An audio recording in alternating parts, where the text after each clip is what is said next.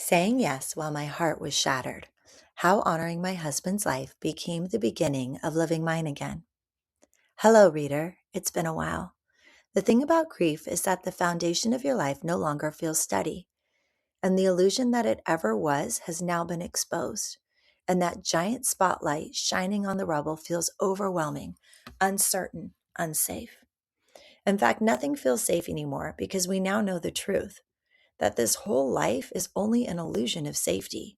At any minute of any day, we could be the one taking our last inhalation with no exhale left. Jaw dropped, perhaps eyes still open, heart still beating for those last few minutes, and then it is over. There is only a body left. And in my case, it was his body, my now late husband's beautiful body, filled with fluid retention, swollen, unable to move. The light no longer in his eyes as I gently pushed down each lid to close them. Rest, my love, rest. The living no longer knows what rest means. Rest is counterintuitive when you are the one left. Eating is foreign, drinking, walking, anything normal feels abnormal.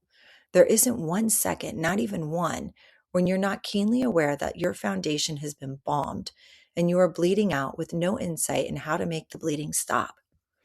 In fact, there isn't even a desire to stop bleeding because stopping bleeding feels like stopping grieving.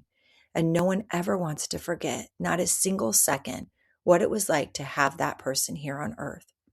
So attempting to stop the bleed isn't even a desire. The bleeding is rapid at first, blood flowing everywhere. You talk about it, dream about it, wake up choking as if being strangled, blood falling out of your mouth, tears down your face, covered in agony. My late husband is dead, said to random strangers. Aversion to eye contact because it risked more blood. But I could not help myself. Eye contact felt different now. It was though the blood was contagious, like a shark smelling blood. I, too, could see another's wounds. I saw it in their eyes, that depth of pain rooted in inner knowing. You've been through something, too. And then there are the tears, tears of such intensity that I would beg out loud for his return. Baby, how can this be? How are you not here? How will I ever be able to do this without you? Hysteria would result in me sitting on the floor, rocking back and forth until I could catch my breath.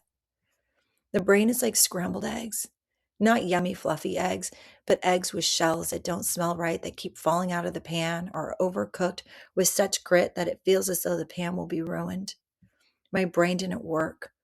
Hard because everything, getting mails, groceries, taking care of household responsibilities, bills, all the easy things felt like being disabled and having to figure out how to do a simple task in this completely new way.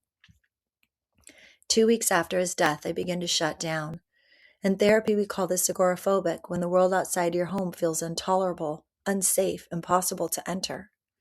But clinical language feels sterile compared to the lived experience of it. It wasn't just fear, it was collapse. I remember the first time I tried to go pick up cheesecake mix at Walmart. Of all places, fluorescent lights, beeping registers, vacationers everywhere, the ordinary chaos of living. I wanted a tub of cheesecake, something simple, something normal. I didn't even think twice. But the moment I walked through those glass sliding doors, panic took over me. My chest tightened, vision blurred, sound distorted like I was underwater. My body knew before my brain could process it. This is not safe. I abandoned the 2 girlfriends I was with and raced back to the car, hyperventilating, sobbing, gripping the car door like it was the only solid thing left in the world. How is the world still moving when my world just ended? But here's the truth I would learn slowly. My world did not end. My chapter ended. Cancer ended. My husband's life ended. Our life as we knew it ended. Our hopes and our dreams ended. So much grief is grieving what was and what could have been. It was a phone call that changed everything. My sister invited me and the kids to meet her family in Paris, France. Paris. It sounded absurd, impossible. How could I get on a plane, be around humans, go to France when my life had exploded, when even the idea of flossing my teeth felt hard? I'll talk to the kids, I told her. We only had a few hours to commit. The trip was in 3 days. I sat down with our babies, our teenagers, who will always be little to me and their father. Their grief exposed them in childlike ways. The helplessness I felt to shield them and protect them made the bleeding out even more. They too were bleeding, and I could not make it better. Teenagers who had seen too much, been through too much, who had held their dad's hand, who'd slept in the recliner next to his hospital bed, who'd learned to say goodbye far too early. Kids who bravely showed up and leaned in with open hearts and broken hearts. Their first answer was no, we don't think so. And I understood. But then I heard your voice, baby. My husband's voice laughing, yes, of course. And I remember how we had just renewed all of our passports the year prior in hopes of traveling abroad.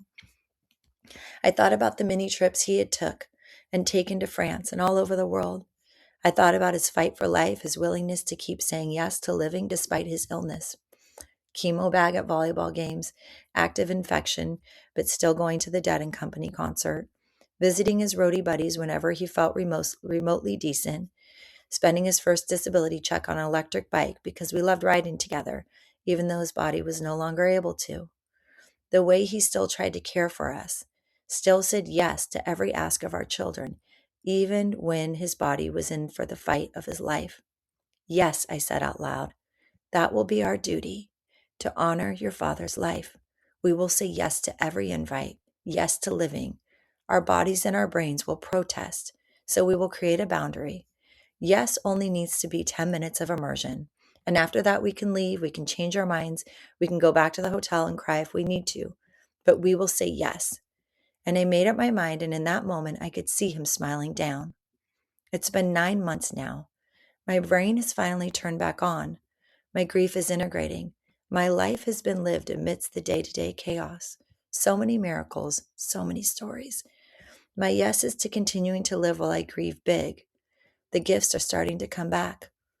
This was the beginning of grieving big, living big, and keeping my wounded heart wide open. Thank you for your love, your support, for being a reader. All my love, Chelsea.